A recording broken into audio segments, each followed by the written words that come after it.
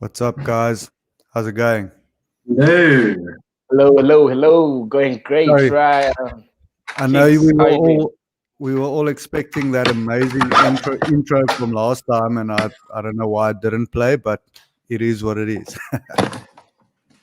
I was like, where did the intro go? Yeah, I was trying to get it up, but then I know if I click it again now, it's probably gonna bomb out. So sorry to everyone at home, you guys don't get the intro tonight. We'll do it again tomorrow. Mr. Arnold, how's it going? We obviously missed the dress up memo that you got. Man's looking dapper on a Tuesday. Yo, I'm still at work, so that means I'm going to have good internet. I just had a back-to-back day, lots of panels, work, crazy. But at least I get to hang out with you guys this evening. But you can go and grab a shirt or something. You know, don't leave me out here hanging alone in the time. Well, you should have warned us. Look, you're lucky that Keegan and I at least have shirts on, so that's a good start. That's not You're lucky something that I made it. It's You're summer lucky that down I made there, it on right? time. December is around the corner. Yeah, it's summer. It's quite hot today, but it's very windy, as it tends to be in Cape Town. Yeah, windy city. Jeez, I just got home like 5 minutes before we started. I mean, like, I was just racing through traffic still. I made it just in time. I even made a shower for you guys just in time. Quick one. Yeah, so Thank you, Kings. Keegan's back on coaching duties now. The government has now allowed schools and hockey clubs and that to train. And Keegan, you guys aren't playing matches, right? The clubs are playing matches though. Clubs are the only ones playing matches. They're playing like they call it like I think they're calling it like an autumn league. So everyone only plays each other once, and it's only at 2 venues. So Hartleyvale and Promise Cricket Club are the only two. Each league there's 2 leagues that play at 1 venue, and there's selected venues selected across the Western. Just to keep everyone into one spot. Yeah, I know I know the spectators aren't allowed either, but I suppose at least the guys are back playing. And tomorrow we've actually got Rassie Petersen on the show on a special midweek Wednesday show where he's the goalkeeper for South Africa. So we'll chat a bit more about the current state of hockey and hockey in lockdown and how that affected the Olympics and all of that shit. So yeah, we're looking forward to that. Yeah, I'm actually looking forward to it. Obviously, it's not just because I'm in the sport, but I'd love to know from their point of view, like, obviously the guys have had a tough lockdown, and with Olympics being moved, what is it done to everyone, and how's it affected everyone? As you know, sports coaches and players didn't get the TERS funding like everyone else in South Africa. The government fund. If you're part of sport in this country, you don't get those benefits in life, but you are expected to raise the morale of the country when the shit. Don't get me started with the politicians, my guy. Don't get me started. Arnold, you said you were traveling last time we had you on briefly. You said you were traveling. Where are you now? Right, I'm now back in Kigali. I had been to Kampala and Nairobi the past 2 weeks, just initially to, see people and hang out with human beings. And then Nairobi, it was a little bit for work and some leisure. You guys should check out Mombasa. Crazy, beautiful place out there. Nice beaches. Nothing compared to Cape Town, of course, but yeah. So some dope stuff. Well, let me tell you, I would travel in Africa tomorrow if it wasn't so damn expensive. Oh, it's traveling. For us South Africans, it's damn expensive. No, you guys can't believe it. So a flight from Kigali to Entebbe. Entebbe is where the Ugandan airport is, right? It's the most expensive flight in the world for its distance. So it's a 45-minute flight, and it costs as much as $320.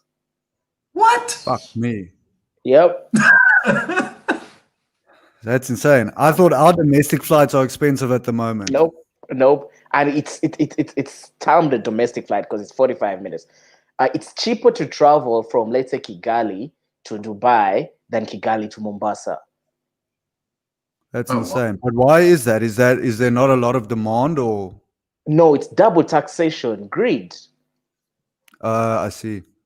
Yeah, double taxation. You are taxed at the other airport, you tax, and yet everything can be unilateral, and then they'll get more passengers. It's again, don't get me started with politicians. Okay,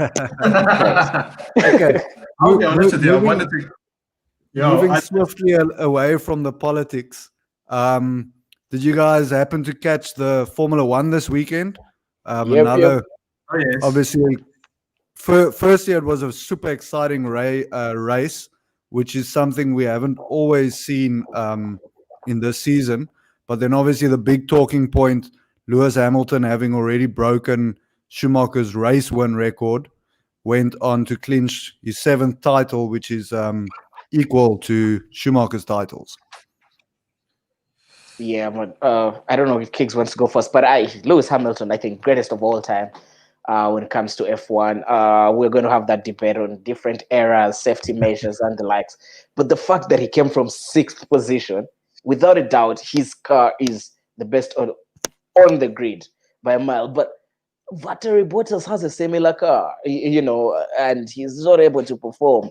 You had Nico Rosberg a few years back who they had to switch garages for him to be able to pick that world championship. Lewis Hamilton has grown into a great driver. One could argue one of the greatest ever. I think he's one of the greatest with the Argentine Senna and of course Michael Schumacher.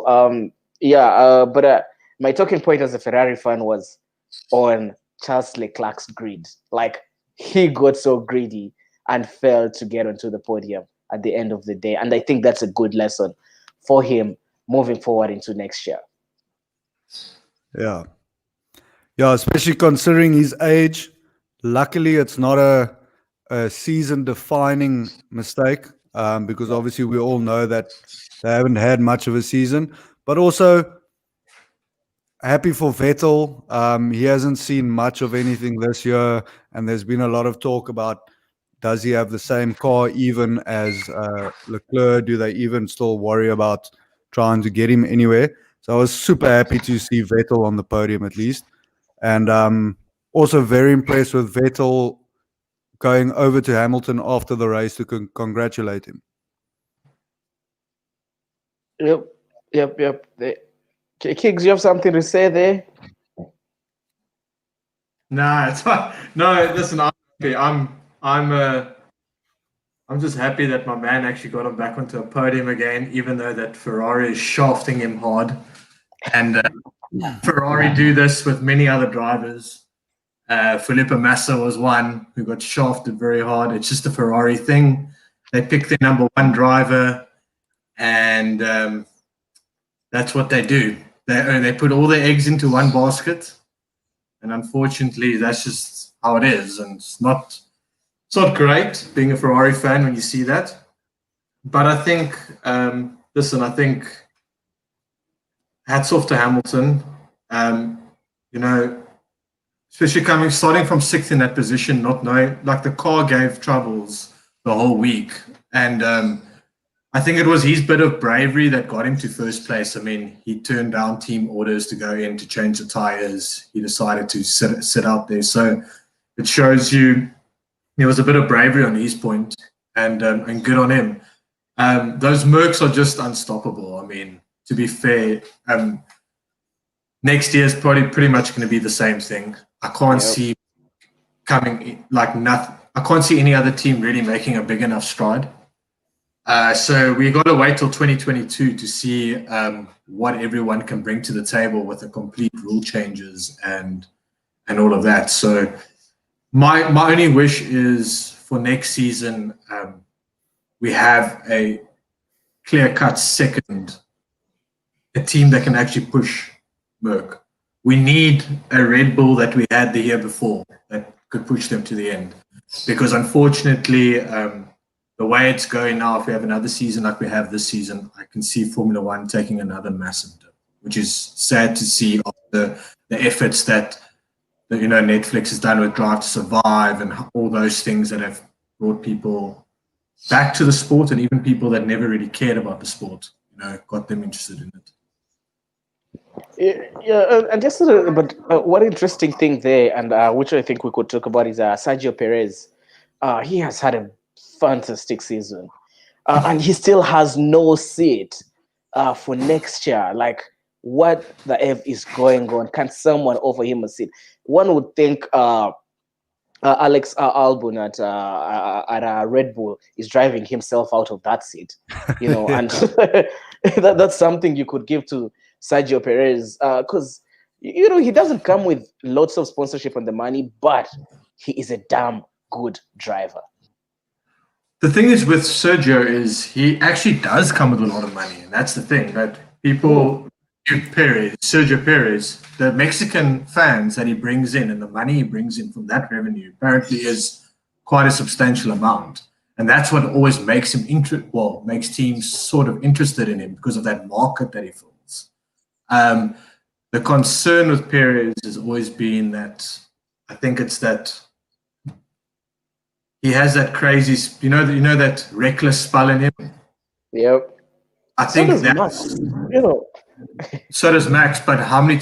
I mean, Perez in his in his earlier years used to wreck cars, and way more than what I think Max has done. And I think that's got to do, and obviously with the age and the new drivers coming through, and F2 has got a lot of good, solid talent. So drivers like Perez, unfortunately, who are good enough to take any seat in Formula One, find themselves under sort of unnecessary pressure at this point in time.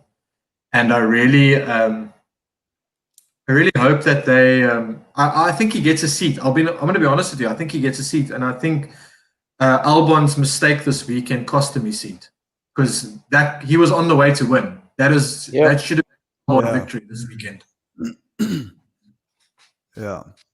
So just coming back quickly, Keegan, your thoughts on the obvious debate here about the greatest ever. And we've got a slightly related question from one of the fans that I'll put you afterwards. But where do you place Hamilton in that difficult debate? It's tough to deny, to say that that he shouldn't be spoken as one of the greatest. Is he the greatest for me? No, because I've seen guys drive with weaker cars win championships with teams that were never really in the mix. I mean, Arnold mentioned a guy, Ayrton Senna, and if you saw what Ayrton Senna first raced with, the good old the Lotus that he was in, and those things, he did something in that car that was just, people couldn't understand what he was doing with a car like that, and where he was sitting in places. Your first years, the original Benetton side, winning with that, yes, Schumacher had Ross Brawn there, but Benetton back then, they were on a massive downhill. That point, they weren't the Benetton of old.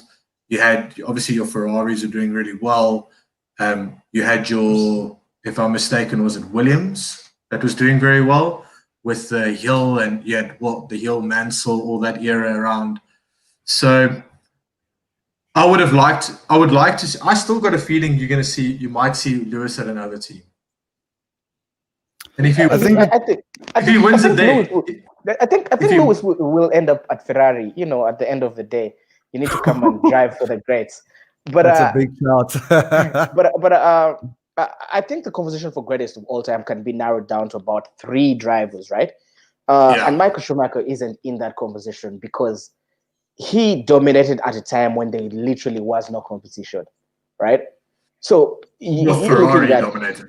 Yes.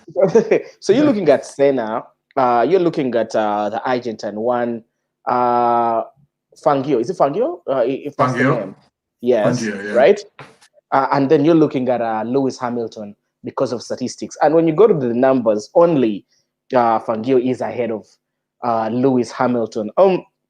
The thing is, in the past three championships, Mercedes have been too dominant as well. It's something similar to how Ferrari were dominant, or Sebastian Vettel with the Red Bull, right? So you don't really feel like there has been enough competition for Lewis Hamilton. And I get you on that, and that's why one would have reservations there. But with that, look at the next driver with a similar car to Lewis Hamilton, right? I feel like he was robbed of that championship Nico Rosberg took. And why was he robbed? He had his whole garage changed midway the championship, and it was moved to Nico Rosberg's garage team, right? Which wasn't his decision, and he had every right with that, and his car stopped performing. My thing as well, was it just his car stopped performing? I just think a little bit of what I think the Rosberg thing came down to as well. There was a mind games being played on another level. Yeah. And I think Lewis, in all fairness, when there was a teammate that could play those type of mind games, I don't think it's very easy. He knows he's better than Bottas, and he knows Bottas isn't going to play games with him, really. Yep. Bottas's problem is on a Sunday when he gets to race day. Saturday he's perfect because he's racing against time, not against someone. But he seems to crack under the pressure. I would like to see Lewis with a very strong. I've said this last year already.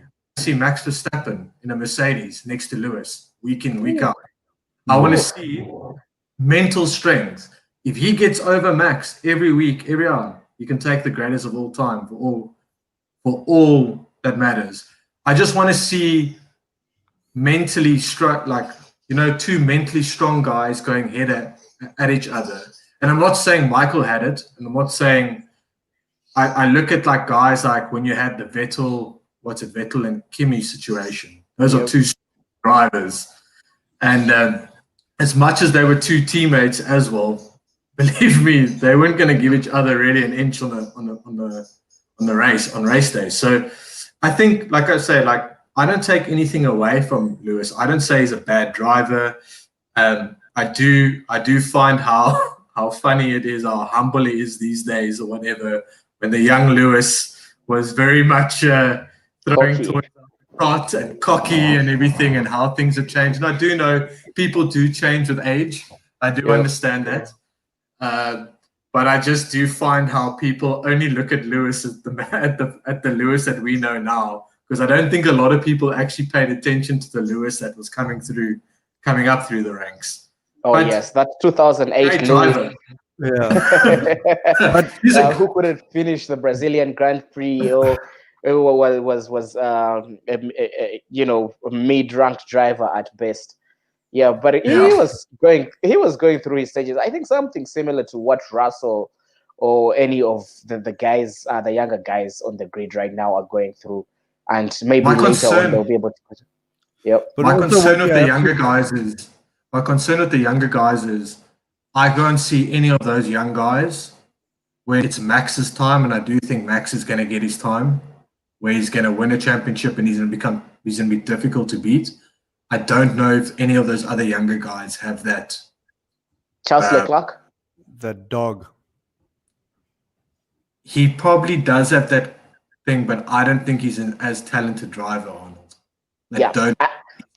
I think on his day, Charles Leclerc, all he needs, I think, is that selfishness that you're talking about. That selfish that you're talking about. That's going to bite him. Yeah, but Charles Leclerc is Lewis Hamilton. You get that driver who you think is really equally talented, but you're not so sure of how consistent he can be. And that's what Lewis used to be, right? So if he is able to just get 2 consecutive good races, then his mental age is up there. He can take anyone on.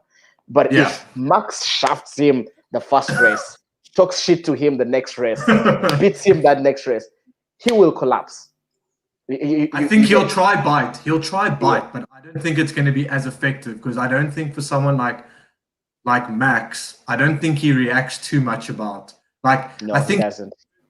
he prefers a little bite. He prefers a in things, and I think sometimes, do you know where Max was good when the him and Danny Rick situation, because Danny Rick did bite a little bit, but unfortunately Yep. Danny just wasn't, to compete with the young guy. Yeah. All right, so going on to the fan question. I'm gonna be right back. I'm listening. All right. So a friend of mine and an ex-colleague, James, all the way from the UK, which makes sense which explains why he would ask this question, is obviously after what Lewis has done thus far, and I saw Piers Morgan ask the same thing on Twitter. Oh, come on. There's out. One for you. One for you. So Piers Morgan asked the same thing on Twitter, and he also brought Lennox Lewis into the mix. But question is, does Lewis Hamilton deserve a knighthood after what he's done thus far in Formula One? Yo, they gave it to Alistair Cook. Yes, of course. Who gives a shit? I've seen some terrible footballers get like shit. So he saw Lewis Hamilton without a doubt. Yeah. So just for the record, I just made a list of three sort of more notable figures in the racing world that all had some ties with Formula One. Is obviously Sir Frank Williams. Obviously did great things as an owner. Sterling Moss, and then Sir Jackie Stewart, who himself won 3 championships. So I think if we're looking at that, I'm not the biggest fan of Lewis. So, but I'll say that he should get knighted. He probably will get knighted, but I think it'll probably happen after his career is finished, once we know what he's done. How the hell is Frank Williams? Yeah, but that's the BS. Let's just give him his knighthood right now. How does Frank Williams? The Queen's a busy lady these days. Come on.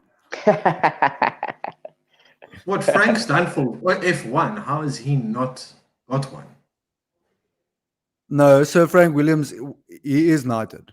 He's knighted. Frank Williams is knighted. Sorry. Him, Sterling, sorry, it's the beer. Clearly. I got so excited I didn't yet listen to the thing.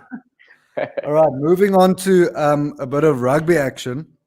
So Arnold, I know you've have something that you wanted to discuss, so we'll get to that. But obviously, a highlight of this weekend was the big Argentina win over New Zealand. What do you guys make of that result? Kings. a lot of tears involved in that result. Happiness. I'll be honest with you. I was doing some work on the game, and before the game, spoke to some of you, or a lot of the few people watching Judge Rugby, Sharky as we call him, and we're having a good chat. And before the time, and at that point, I was like, no one's probably going to give 2 damns about this game. It's probably going to be New Zealand by like 30, because Argentina haven't played any bit of rugby at all. And New Zealand are like the only team in the world that's basically played together. Them in Australia, but even them more, have played the most rugby out of everyone.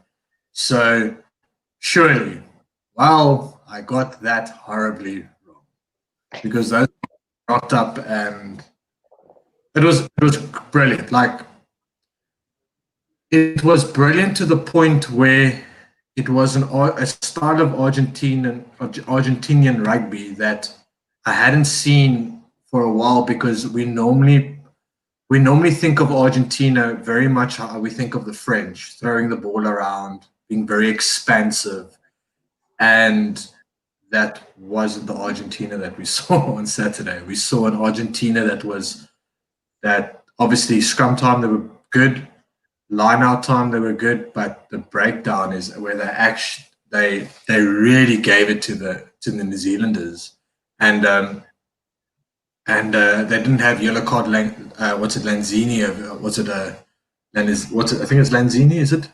Lanzini. Yeah. They didn't have yellow card him around, so that was always a good start for them. Always keeping 15 men on the field. That's always a good start. So it was brilliant. It was really, really good. And what I loved about it, and what we were talking about quite a bit, is on the groups and everything, was saying how great was it that it was normally the RGs that are picking little fights around the rucks and the malls, and it was completely the other way around this time. It was actually New Zealand picking little fights, pushing Dane Coles. What they got on Dane Coles is from the first minute they started winding it, and they didn't do anything in front of the referee, but you could see every time, ruck time, hitting him hard, hitting him low, hitting him from the side, and him and Frizzell started getting, up in people's faces, and the ref wasn't allowing it, and the RG stayed so calm.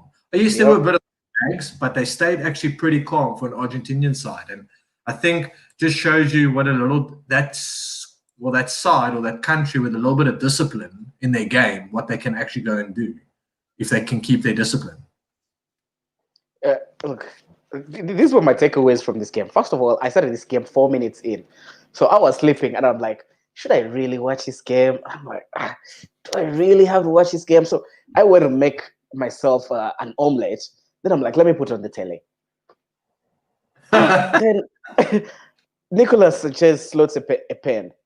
I'm like, let me sit down on the couch for like 20 minutes, reply to a few messages, look at a few banter here and there. And Nicolas Sanchez makes a try. But Nicolas Sanchez is so inconsistent when you need him to be consistent. So I'm like, he's going to slot a few pens, and then he will go back to inconsistent Nicolas Sanchez. One thing I took away from this game is the All Blacks, it's the beginning of the end of an era, and they need to accept it. You're making that big call. Yes. Look, Edge is not on their side with many of these squads, and then with the young players coming in, they're not really as good as they would like to think. They are not a physical team anymore, right? And I think Richie McCaw did a lot for rugby in terms of refs starting to notice that the All Blacks actually cheat quite a lot. And no, they're the most indisciplined side. When they had Richie on that pitch, they would slow down ball quite a lot in the 22s and get away with it. And after the departure of Richie McCaw and Pretty Boy Don't Touch Him, Dan Carter, refs now go after the All Blacks. Refs are no longer intimidated by the All Blacks. Then, because look, Jody Barrett is not Israel Dag or a Ben Smith or someone who's going to walk up to a ref and say, have that command. He's not that kind of player. Then the other thing is, when you lead the All Blacks and come at them hard in the first 10, 15, 16 minutes, they lose their game plan. It's like they're mentally hit. Look at the game when we beat them in New Zealand, right? That game was determined by the first 15, 20 minutes, right? Despite us coming back in the last minutes with that Apiwe Dianti magic. Look at the game, how the English beat them at the World Cup.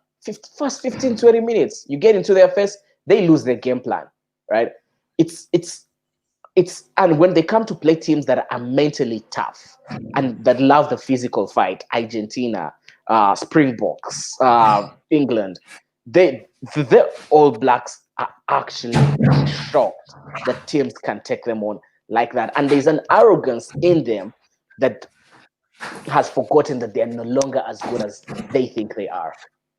Right? I think a lot's got to do with. I think also the lot's got to do, and when you're talking about that Arnold, and it's actually a good point, is a lot of those players, talking about those players, is do you also feel that there's a lot of talent, like obviously there's a lot of talented players in New Zealand, but do you think there's not a lot of specialists anymore in that New Zealand? True. And then there's also everyone's a utility. Everyone's a utility player at the moment. Yep. They are skillful rugby players. Like, we can't deny that. They are skillful rugby players. but no one is an expert at That's their true. sort of position. And when you say that, like, that arrogance, that they don't have that thing, it's almost like they don't even sometimes know, a lot of those players, that, like a Ben Smith knew he was going to play at fullback or on the wing. Like, he knew it was one or the other. Like, Dag was number 115, you know what I mean? Yep. And Carter, there was no one better than Dan playing at 10. Like, everyone had their position nailed down. It's almost like this time that they, what do you say? Like, you're good at a lot, but you're not good at something at the end of the day. There's a saying, Master Jack of of all none. trades, master Jack of of all none. trades, yeah, master of none, yeah. That's how Yeah. you look at this New Zealand side, like, and I think you hit the nail on the head. I think that's got a lot to do with them losing out that aura at this point in time. And the question is, guys, I've always said this, despite them winning the Super Rugby titles and everything, Richie Mo'unga, and quote me right, Richie Mo'unga is just an expensive version of Elton Yantis. Whoa. No, very good at Super Rugby level. Someone's gonna clip that up. Good with and let me tell you, I'm a big fan of Elton, but I don't think he's a test player. I don't think he's test material, right? Very good at the Super Rugby level because you have the best parky in the world. You have the New Zealand park playing for you at the Crusaders, right? And no other player or fly half has that same luxury at club level of whereby you have 6, 5, 7, 8 of your national teammates playing with you at the same club. Literally no one has that same luxury apart from Richie Mo'unga. So when you see him create the magic with the Crusaders and going back to back to back, he's a very good, entertaining player. But is he the best number 10 in New Zealand? I don't think so. So if he's not the best number 10, then play your best number 10, who is arguably the best player in the world the past 2 years, 2 years prior to this. Play him at number 10. Play Barrett at number 10. And then go get a specialist 15. Chuck in one of those boys from either you're going to play Jody at 15 or someone else. Anyway, those are their problems. But don't give them too many tips, eh? They just don't know what their best team is, and I think that's where Ian Foster, as a coach, and maybe he may be out of that job in 2 years' time if they continue racking up the results. But talking about coaches, Mike Checker, should we give him some credit for that Argentina performance? I think you can give him credit on that, especially what he's done with that. I think helping with that forward pack, and I think a lot of that discipline probably could. Even though we know Checker, we can't say Checker's the most disciplined person in the world or whatever. Yep. But I do think for a fact that hardness of him, I think the Aussies might have understood that hardness a little bit more, because some players or some nations react to that hard sort of, that hard, tough coach. Yes, great times. He had it at the Warriors when they won the Super Rugby Championship. Yeah, so like you get that sort of, some players react to it, like you get it in all sports, in football, and if we look at like Argentina, if you look at Argentina in most, like in sports, even if we go to football and stuff. You can see a Diego Simeone like becoming the Argentina manager at some point. You can see Mascherano. Mascherano. You could see like you could see why Diego Maradona got the job at one point, even though he probably should have never have got it. But you could see why he did it. And I think Checker's personality does suit that environment a lot, and seeing that he's an outsider, Ledesma can use him as a bad cop and be a good cop instead of him having to be the head coach, the bad cop. I mean, I talk about this a lot in with not just with Ryan, but with other people, with like other coaches and that. I mean, it's tough to making the big calls and also having to be the bad cop at times, because it's very tough being intimate. It's very tough being sort of inviting and trying to talk about players, like, trying to get like feelings out of players if you're also being the bad cop. You need that number 2, or you need that someone in your coaching structure that can do that on your behalf at times, because it does allow players maybe to open up to you a bit more. And I think maybe we'll see. We'll have to see for the next game, but maybe Ledesma's got the right fit there now, because he's quite an emotional guy, as we could not just see, but we know he's always been quite an emotional guy. So I think at the point where he can be that, he can be completely himself and have Checker next to him being the hard ass and expecting, the best or expecting better out of people. I have a question for Wallace and you, Kings. Is Montero the best number 6 in the world at the moment? So, firstly, the reason I'm so quiet here is I know almost nothing about rugby. So I'm We'll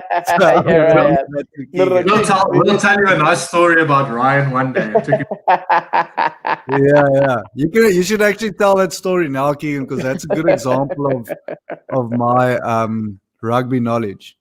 All right, but Kings, is Montero the best number 6 in the world at the moment?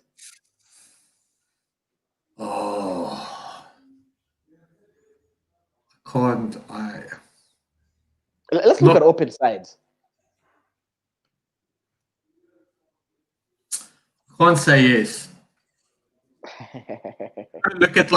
You've got to look at if everyone's fit. So look, if I can agree with you now on form or whatever, but if you look around the world, if everyone's fit, do you even have? Let's go through a few names. Okay,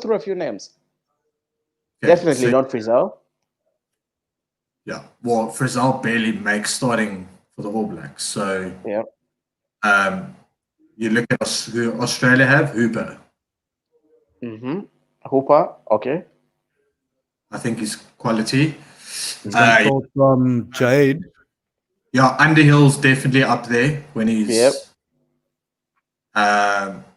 Khaleesi, he has not been on form for over a year plus.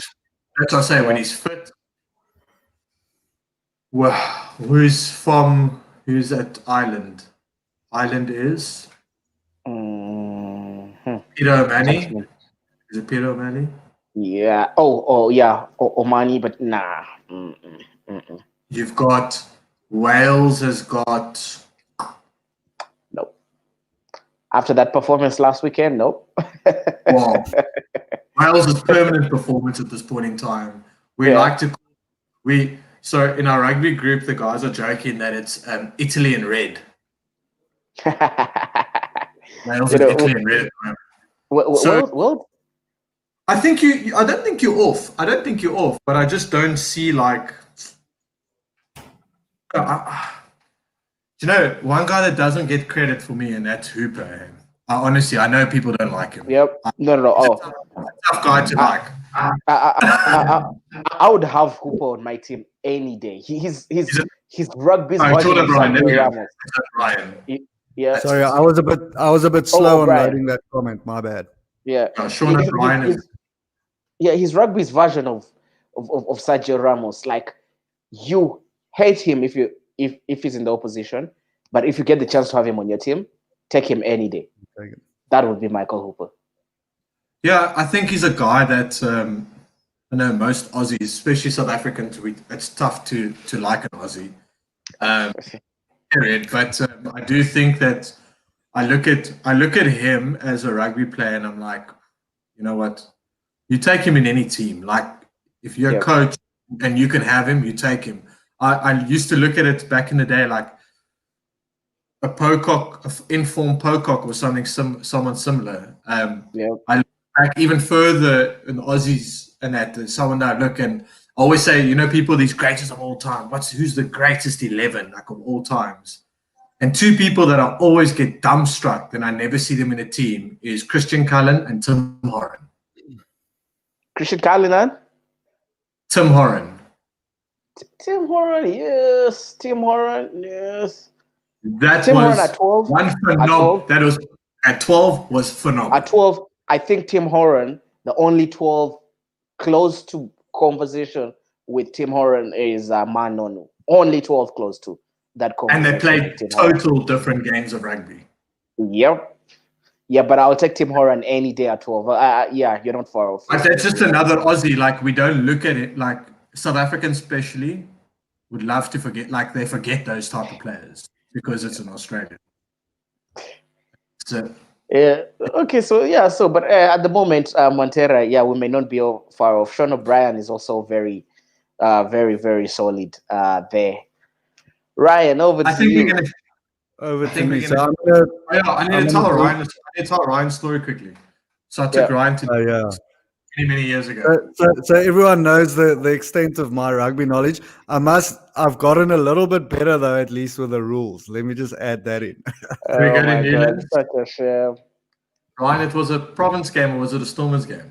It was province against the Lions in the Right, fucking yes. rain. Pissing down at Newlands, Arnold. Typical Newlands winter weather. Pissing down.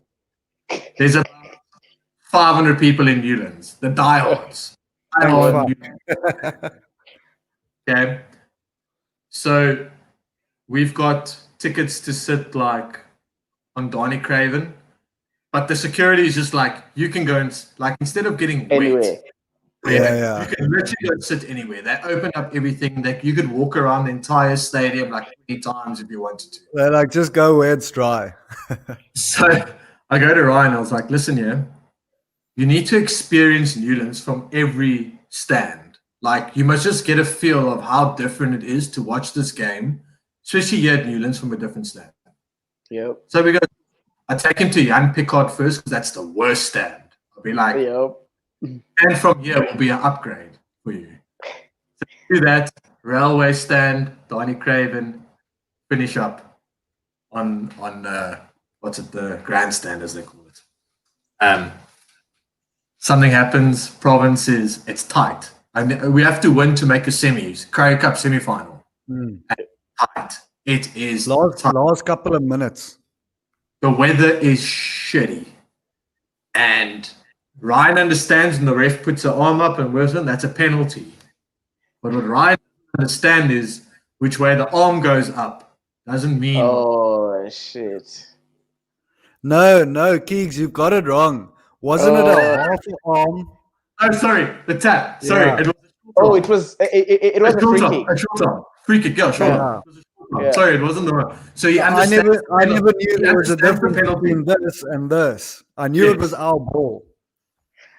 So Ryan screams, gets up from the thing and screams, "Kick for balls!" Oh, fuck. In front of all 500 people had huddled to the spot where we were. I'm like, "Pala tu!" Because it is so, like, I think Province were only like in the lead by 1 or 2. It was tight, like super tight. Yeah. And he's not got into this game. Like, he's watching it, he's into it. I'm going, we can get 3 points here. Fucking Pala tu, kick for poles. Oh, And Ryan stands up. Keegan just Ryan pulls me stands down. up. He's like, I just grab him by the back of his shirt and I just pull him straight down. And he goes, "What?" And I'm like, "That's just he can only tap it. He can't do anything." Like, after whatever, he goes, "Oh shit!" And you just start seeing eyes. Everyone just starts going. yeah, who I just shake her head of disappointment, and he's got Province kit on and everything. everyone's like, who's this white Afrikaans guy that doesn't even know the rules of rugby? This is a good show from Jade. Don't worry, Ryan. Sometimes even the refs themselves don't know the damn rules. Well, maybe that's what I should become, a rugby ref. Probably. But yeah, that was Ryan's little story of Newlands. He'll never live it down, but he's gotten a lot better. Yeah. I've gotten to know most of the rules, at least a bit of the local players. But if you're gonna ask me questions about international players, then I'm gonna have to either make shit up or just be quiet. I told Ryan that the scrum no one understands, so he doesn't have to worry about that. No, don't worry about the scrum. Even the best ref in the world on his day will not know how to interpret the scrum. That. All right. So next up, we've got another fan question. So this is a bit of a odd one off Twitter. I don't think, I don't know why people are doing this, but Jared says, what do we think about the bandwagoners who are using the Argentinian win against the All Blacks as a way to take a swipe at the box? So all I'll say to that, to start off with my limited knowledge, is fuck you. We are the world champions, so who cares? That's Also, it. secondly, we haven't played in however long, and our gap at the top on the rankings literally just keep growing. So that's what I would tell people that jumps on the Argentinian bandwagon. I think I saw a tweet, and I think it might be Jade, and if he's watching, he can correct me if I'm wrong. But I think he said it to it. We'll decide when we play again. When you're the champions, you get. Yeah.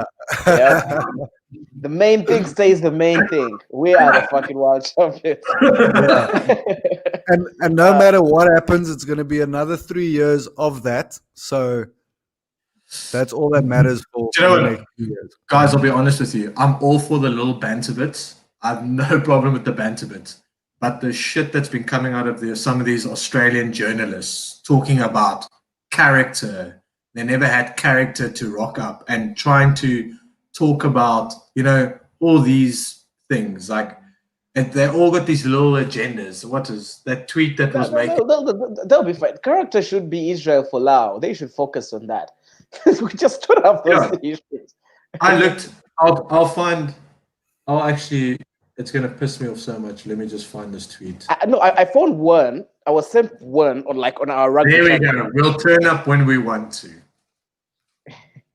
I found one of our rugby chat groups where some dude. Let me actually read it. It was a screenshot from one of those Aussie papers. Yeah, it was that. It was that journal. I know exactly who you're talking about because it was making the rounds completely. And I said, character. I said, you want to talk about character in a time of pandemic?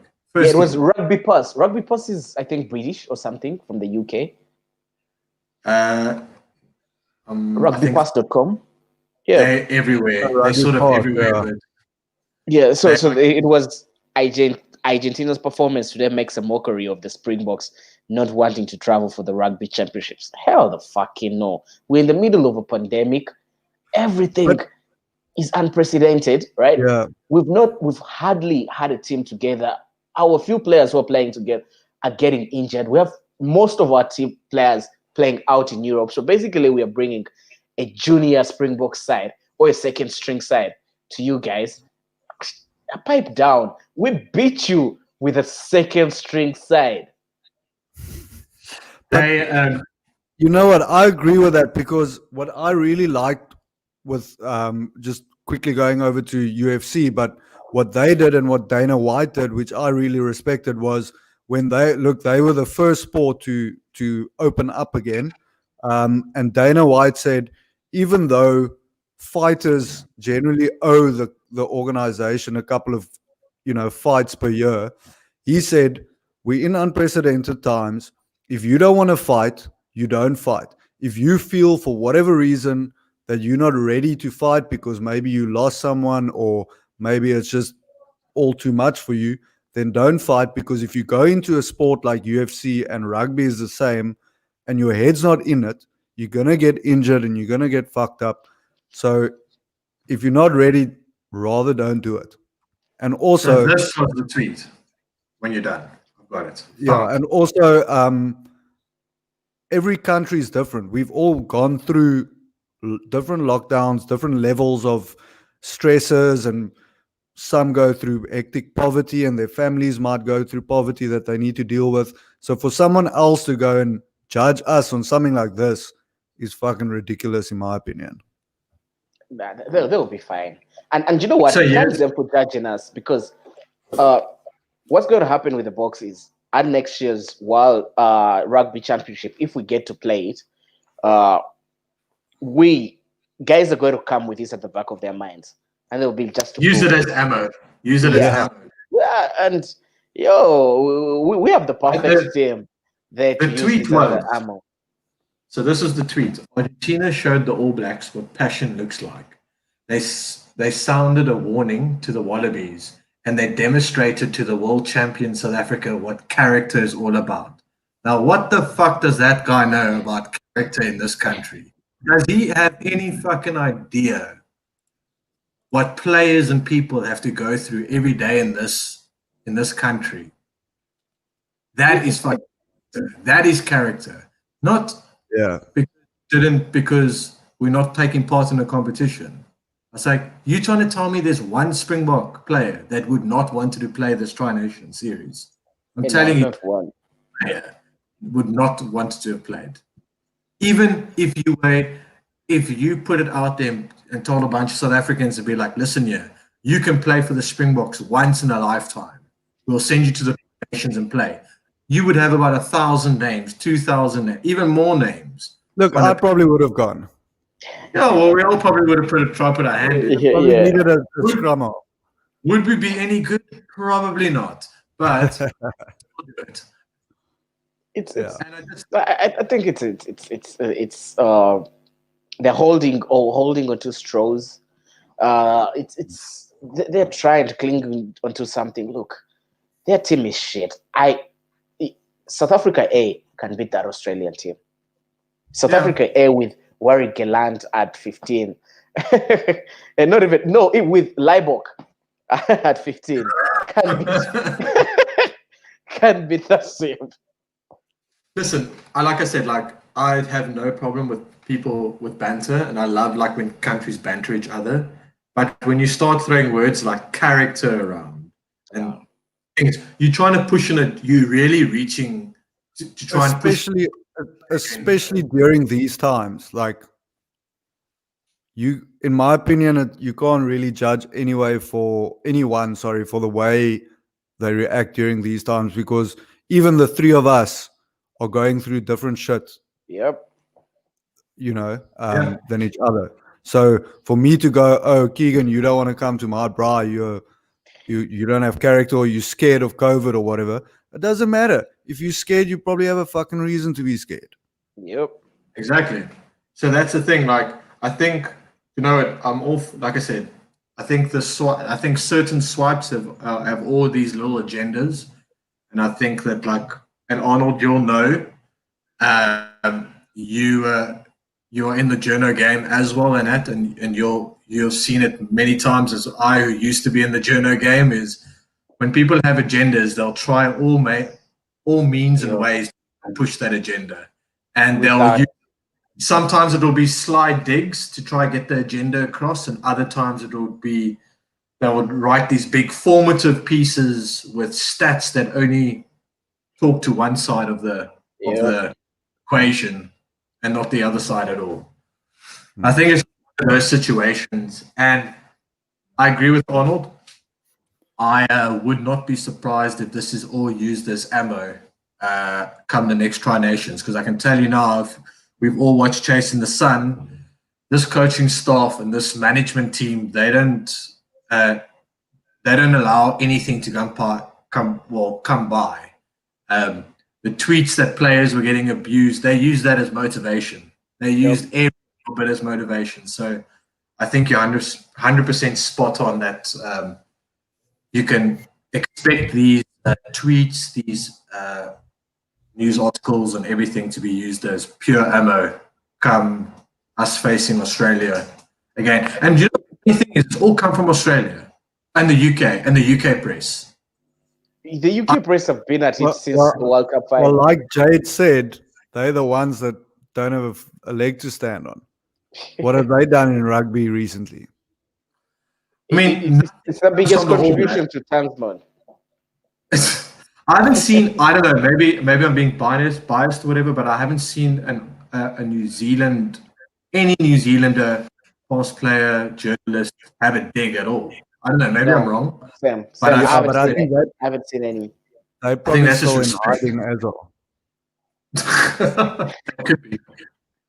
So Arnold, before we go further with my list of topics and stuff that the fans sent in, you wanted to discuss a little something about Chili Boy.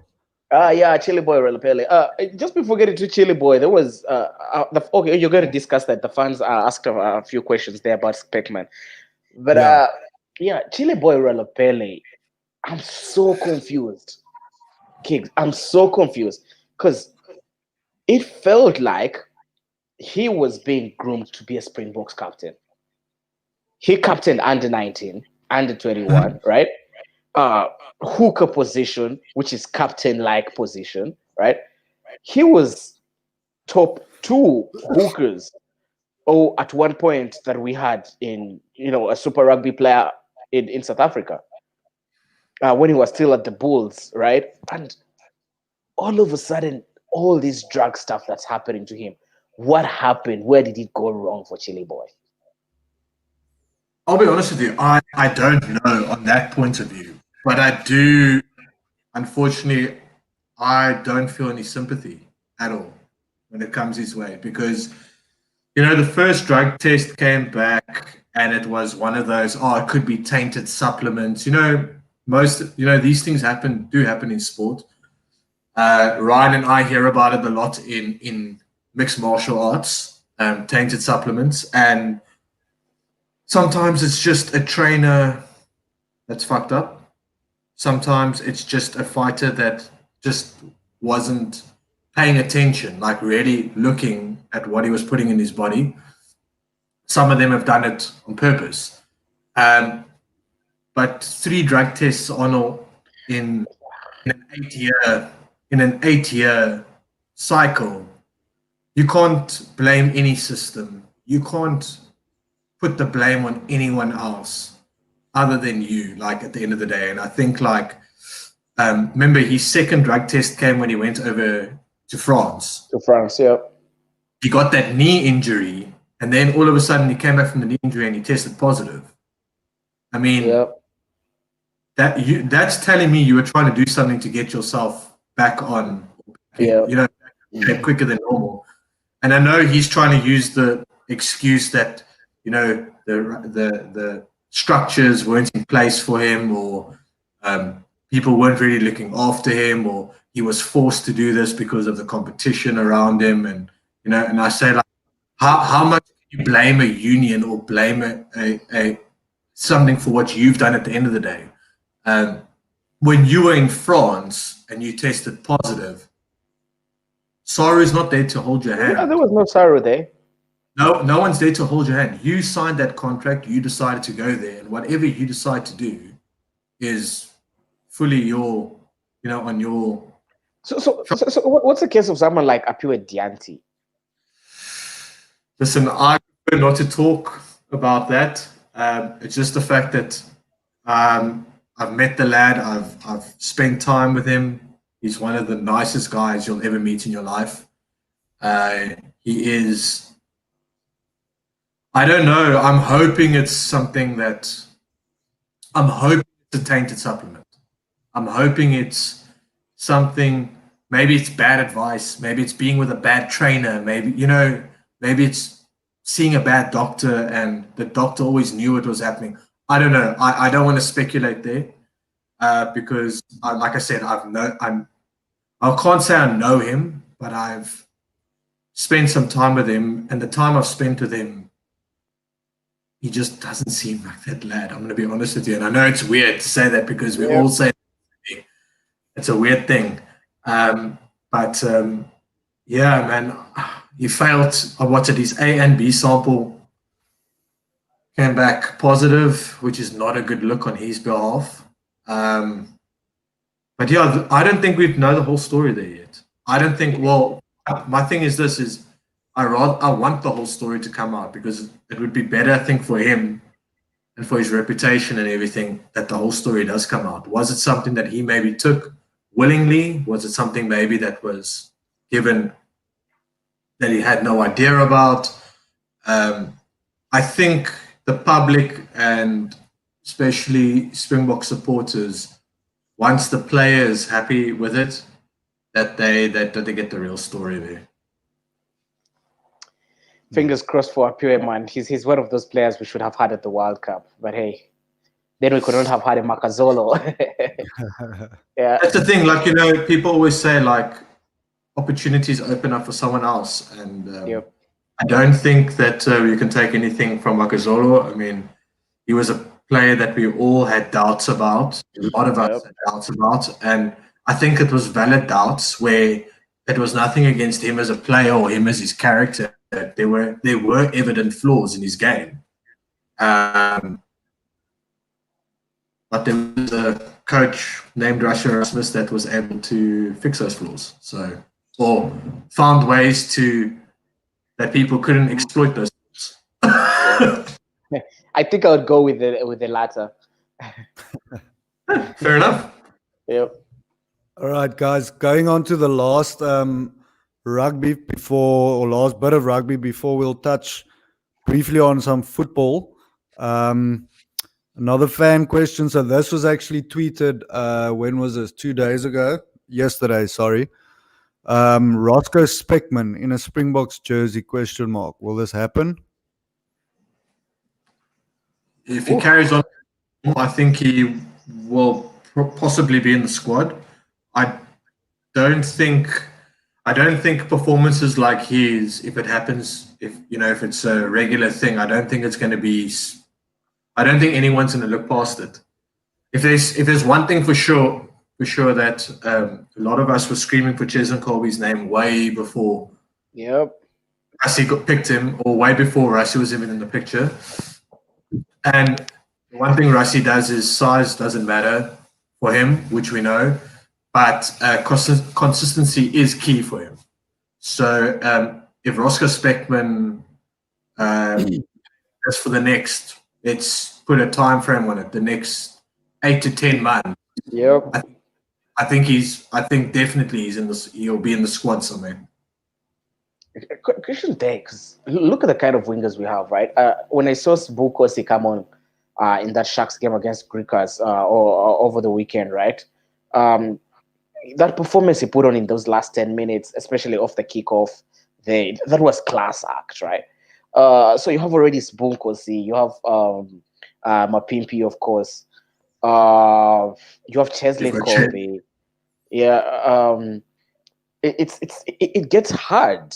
It gets hard to put because you also need you have the two utility backs in Gallant at 15, Warwick Gallant and Vili Leroux, right, who are coming back, and then I'm sure we are not sure about our 10 position as well in terms of Willem Bosch, Elton Yankees being a fourth choice there for me, and then I think we may see Cheslin. I think we may see a bit of Cheslin moving a bit to fullback at times.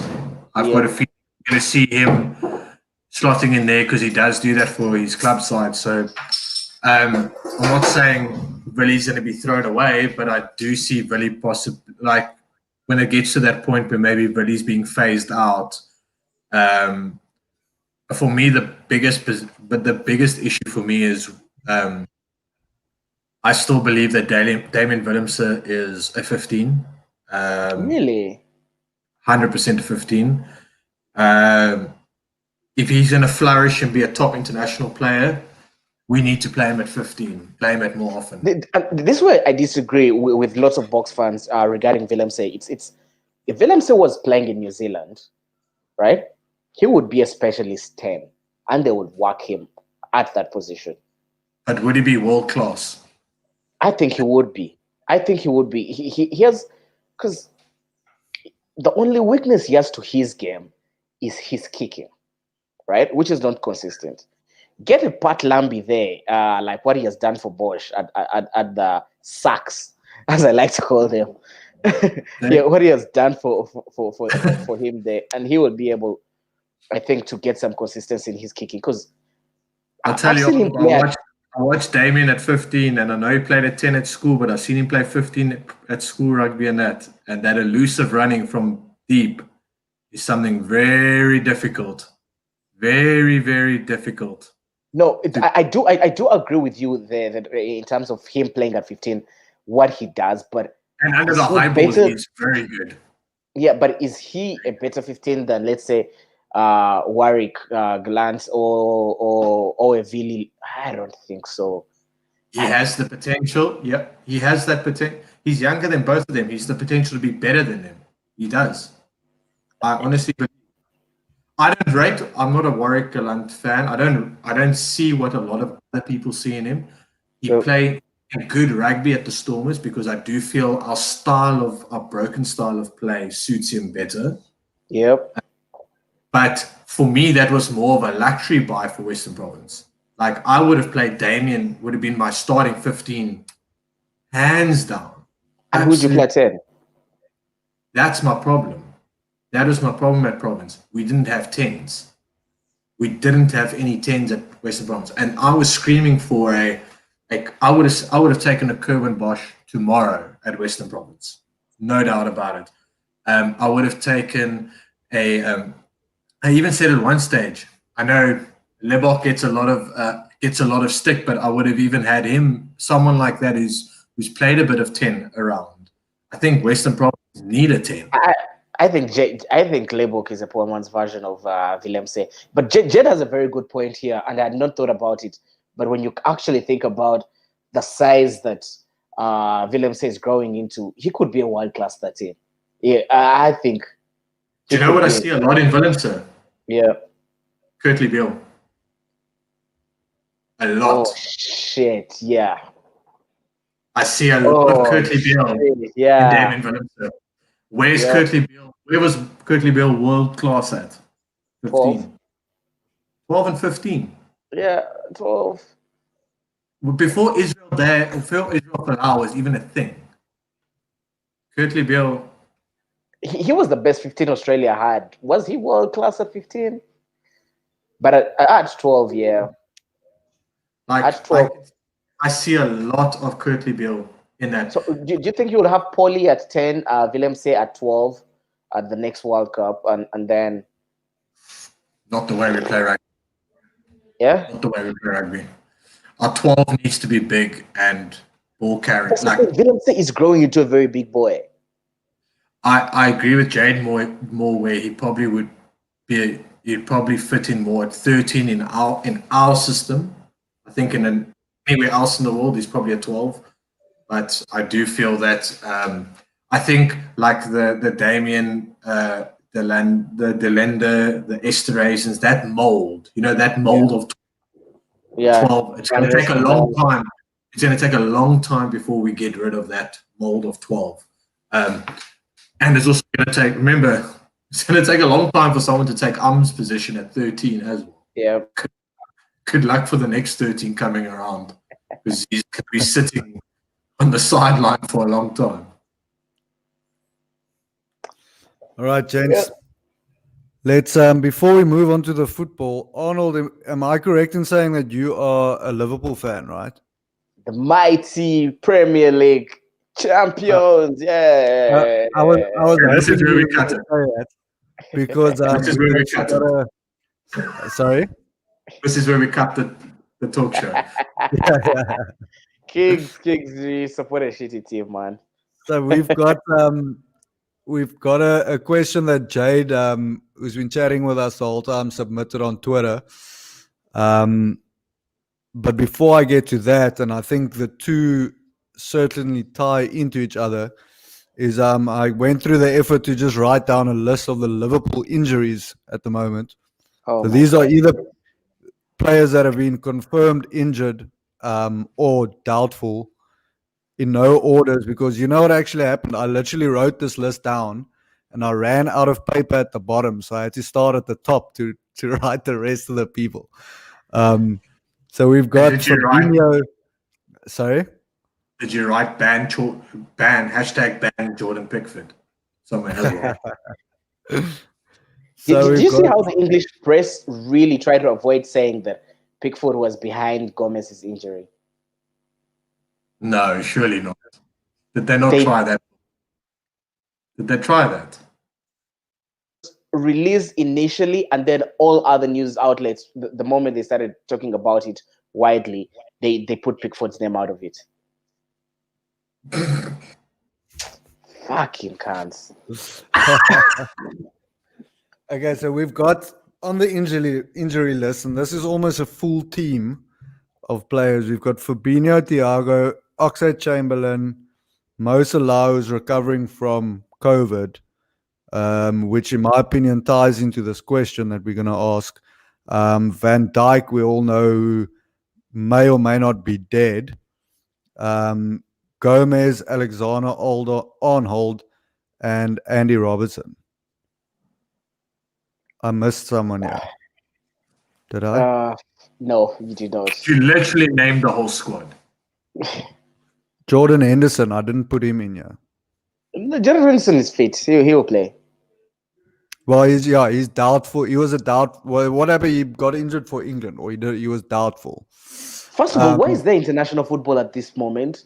Okay, so before you go into that, because that's where we're basically going to, Jade wants to know, and I'll let you answer this first, Arnold, is in an already congested football schedule, is international breaks really necessary? No. Players are moving, taking flights, catching COVID wherever they're catching it. Like that 7-2 Liverpool loss to Aston Villa.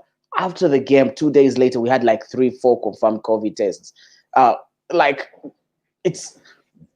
Players shouldn't be going for international football at this particular moment. FIFA is being so selfish.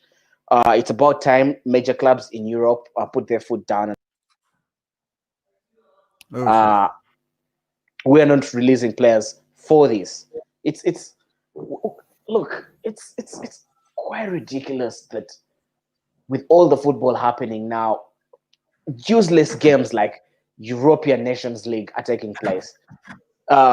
Qualifications for CAF. Come on, guys. International football shouldn't be taking place right now.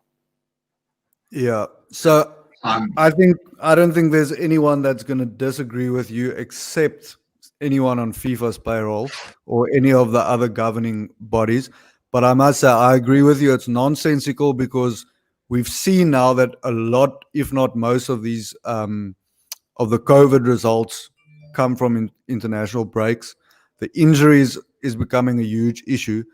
And what I was thinking about earlier as well is the fact that I understand that there was a huge push to get football back, club football, because these clubs have regular wages and whatever that they need to pay out. And I just feel that from a cost saving point of view, it's much easier for a country's federation to go, listen, at least with the players going, we're not going to play football, so obviously you're not going to get paid from us as a federation, but at least they're still getting their finances from the clubs. So you're not killing the players or financially, and you're saving, because this is all it can only be about money. That's the only reason why they could be doing this. So what I know is apparently the reason for the Nations Cup specifically is I think there was TV rights deals signed, and I think it's all money. So it's sponsorship deals and TV rights deals signed, and apparently if this doesn't get sort of if it's not met, then it could disintegrate the whole tournament with sponsorships and everything and TV rights, or actually UEFA owing people money back. Look, so I understand that. I understand that. But where I'm coming from, or my opinion, is the fact that most people somewhere along the line, most businesses have had to cut losses during this time. Yeah. So they can also do it. You go to the sponsor and you say, listen, buddy, what the fuck else must I do? Either we don't play this now or we end up crippling football as a whole, because pretty soon someone like the Premier League is going to go, listen, we're closing the league down again because everyone's testing positive. Yep. Or we don't even have players. that can play anymore, because now a club like Liverpool, and I'm not angry about this, but they're sitting with half a team. Like literally, we don't have a team. We don't have a back four. I think the biggest thing, but I think we've answered the question though, and I think we all understand is sport, especially on this level, is very much money thing, and where the money rules. And unfortunately, us as fans are the ones that we get frustrated, because at the end of the day, as much as we want our teams to do well, we also want the best quality football. We want to also sit and watch the best quality football we possibly can. And at the end of the day, it's our hard-earned money. When I say our hard-earned money, is whether you're a fan in South Africa or in the UK. Obviously, if you're a season ticket holder, it's even worse. I mean, your money is going into that club. So if you're going into that club, you're expecting that club to give its utmost best and be able to put the best team out week in, week out. I pay for DSTV only to watch sports, man. Exactly. And the thing is, in my opinion, the lifeblood of football is the club scene. Yep. We'll watch internationals, but we don't really give a fuck unless it's a major tournament. Yep. And only a handful of teams qualify for these tournaments. So that means also only a small part of the world is that invested. Whereas in your club leagues, even in the smaller leagues, in each country, you've got your fans that care and they want to be able to watch and obviously see the best football. Yeah, the thing is, the clubs pay these players. It's the clubs that actually pay these players. So if you have a Cavani situation whereby he needs to come back and isolate once again, why the fuck are you paying him? Why is that investment there? So this is exactly what Jade's also saying here is at what point when are they going to start suing these countries? Because now, like you said, you can't use your asset.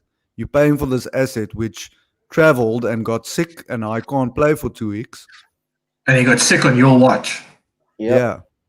And I can guarantee you now, Liverpool's most certainly going to try and open some sort of special transfer window now for them to see if they can't get a play. And that just creates a whole different can of worms, because now that's going to, what precedent are we setting with that? Where now, every second week, some club's going to want their own fucking transfer window. It's look, they got it wrong by bringing back international football. Yeah, internationals shouldn't have been there. Yeah, I totally agree with that. I All think right, James, looking at that, you guys, I'm really thinking about our Liverpool lineup. Also, you guys are playing Leicester, which is Jamie Vardy is going to run us. Not an easy task these days. Were they top of the log, I think? I know they're above Liverpool. Yeah, they're top of the table. Top of the table, it's 1 point. Top of the table clash. Manchester United fans can't relate to these things. We only have top of one thing. That's about it. Ole at the wheel. Please keep Ole. # Ole in. Ole you guys forget. You guys forget. On a long-term contract.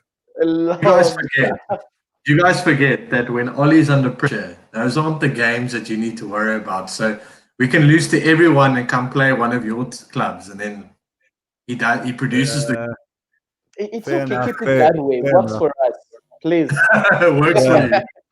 There's plenty of other teams that we can still beat that you guys apparently can't. So that's fine. I'll give the 3 points. Chelsea are a very charitable bunch. Yeah, Chelsea do like a high-scoring draw. Yeah. All right. Clean sheets for what? That's changed at least.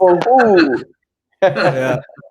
Okay, so 2 quick things that we need to do before we wrap up. The first thing is we've been running a competition on our blog for a 6-gun grill hamper that had to do with the Newlands, obviously renaming or sponsorship naming of Newlands and the Cape Cobra. So we've actually got a very special guest here today, all the way from Hogwarts. We got the sorting hat that's going to decide the winner for us. Obliviate. And so what I did was, I obviously didn't have time, or I just didn't feel like writing all the names out on papers of people who entered. So what I did was I wrote down 5 names, which I randomly selected with a online generator thing. So I'm just going to pop this in here. And we will see who wins the hamper. So this hamper is valued at 1,000 Rand. So it's quite a lekker little thing. And the winner is Alan Randall. So well done to Alan. Alan Randall. We will be in touch with you on email and get your details for that. And then just before we wrap up, guys, one last thing that I only saw this literally moments before we started. But this evening, it'll probably be early tomorrow morning, JP Ace, one of the EFC stars, is taking part in the Dana White Contender Series. That's on UFC Fight Pass. So it's not available in South Africa or on SuperSport. Well, you can buy Fight Pass in South Africa, I think, but it won't be on SuperSport. But yeah, it's good to see. This isn't full UFC, but it's obviously part of the UFC organization. Good to see JP getting this opportunity. I know he fought there in 2017, also in the Contender Series where he lost. But all the best to JP. And we hope you get a W. And that's it, guys. Wow, this Hello. is ended quick. Have you Yeah. back. Yo, great. I want to be a regular, man. Well, No, we'll have you I'm on regular. again. Yeah, like we can do this. Add me to the group chats. Yo, add me to those rugby group chats. We will get. We need to actually start a group chat with all the guests. So I think we'll do that in the week.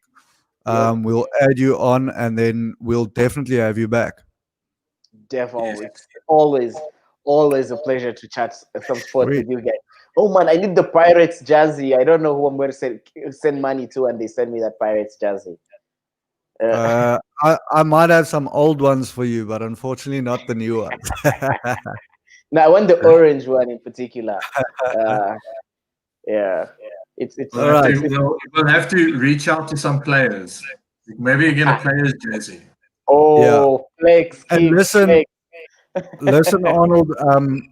I know you said you're going to try and come to South Africa sometime soon, so we won't be doing these webinar style podcasts forever. So hopefully when you're back, we'll do a podcast in person, everyone in the same room, and have a couple of beers. Oh, without a doubt. I'm trying to be there in December. So hopefully then. Hopefully by then we have a beer sponsor. Yeah. I think we need a beer sponsor by then. Yeah. I'm sure we can arrange that. Yeah, Brewster's could sponsor something. We need to ask Tux and see if Tafel doesn't want to sponsor us. Yeah. All right, gents. So it's been a pleasure. Have a lekker one. And Thanks for being catch up to Ryan tomorrow. Cheers, guys. Cheers, Arnold. Cheers, buddy. Thanks for joining, mate. All right. Cheers, man.